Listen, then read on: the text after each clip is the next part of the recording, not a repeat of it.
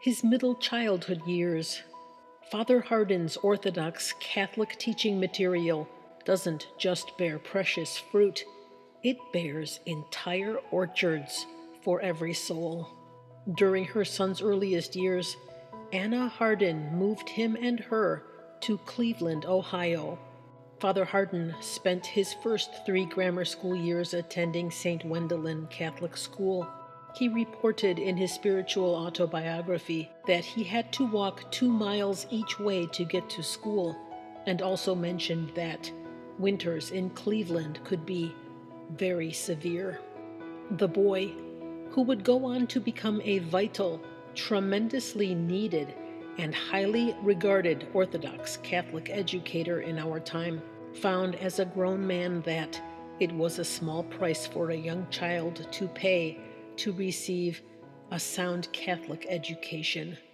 After his mother moved them to St. Michael's Parish in southwest Cleveland for his 4th year of grammar school, the child's walk to and from school was reduced to 1 mile each way. According to Father Hardon, it was these days of attending a Catholic school that confirmed my decision to go on to the priesthood. What wonders to be able to share Father Hardon's personal experiences from his own perspective as detailed in his spiritual autobiography. He noted that one thing that stands out from his grammar school years is the pride he felt from always being first in his class. Father Hardon recalled that when he was 10 years old and in the 5th grade, his sister instructor started class by addressing him very publicly and at the, quote, top of her voice, unquote. "Johnny, stop showing off," was her message. He instructs us further from his own experiences by sharing the following personal account, which appears in his spiritual autobiography right after the revelation of his 5th grade encounter with his sister instructor at St. Michael's. Quote, 12 years later, when I entered the Jesuits, I was called in by the novice master who told me, "Either you show signs of humility, or I will have to dismiss you from the Society of Jesus within the next 30 days." Unquote. Father Hardon then noted in his memoir that, quote, "Needless to say," unquote, he had worked on his humility ever since. God's truth binds us to him when we accept it.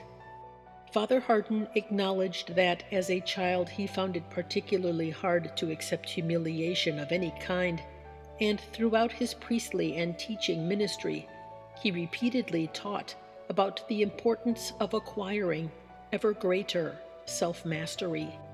To acquire ever greater self-mastery for the greater honor and glory of God, one must learn that humiliations are vital tools in one's spiritual arsenal. God's people are to benefit from humiliations of all sizes and kinds, in imitation of and in union with Christ. How do we do this? We do so through practice and with the understanding that God allows distasteful things to happen to us for our greater good. Certainly throughout life we all receive ample opportunities to get up again after having fallen, many times very hard, underneath the great weight of the crosses of humiliation, whether we have tripped on ourselves and or had been pushed by other people. In the meditation on the kingdom, it is imperative to have a correct notion of suffering and humiliation as instruments for personal sanctification, antecedent to the apostolate. The more closely a man follows Christ, poor and condemned, the greater becomes his union with God, and the more effective his labor for souls. Father John Anthony Hardon, S.J., All My Liberty, Chapter 6, Modes of Humility. Included in Father Hardon's spiritual autobiography/teaching manual is something he learned from his classmates during those middle childhood years. The hardest thing for an above-average person is to remain humble and not consider himself superior to other people. The evil spirit seduces the mind by making error appealing. Father John Anthony Hardon, S.J., The Strategy of the Devil in Demonic Temptations. Father Hardon mentioned that for this reason, St. Augustine was of great importance to him and his proper spiritual formation, thanks to the saint's work to combat his pride.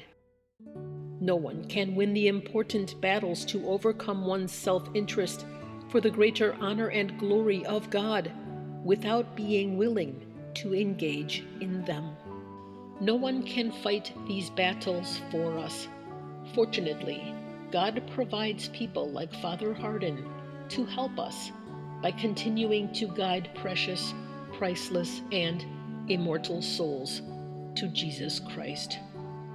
Father Hardon summed up his early years by revealing in his spiritual autobiography that he was first in his class throughout his 8 years in grammar school, and during those years, he learned how hard it is to remain humble in one's own eyes, quote, when others have such a high regard of intelligence, unquote. Once again, he made it a point to thank God, this time for having helped him acquire the priceless gift of humility along the way of his cross. What is the first and indispensable condition for resisting the evil spirit?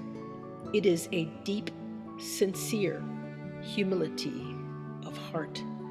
Father John Anthony Hardon, S.J., The Strategy of the Devil in Demonic Temptations.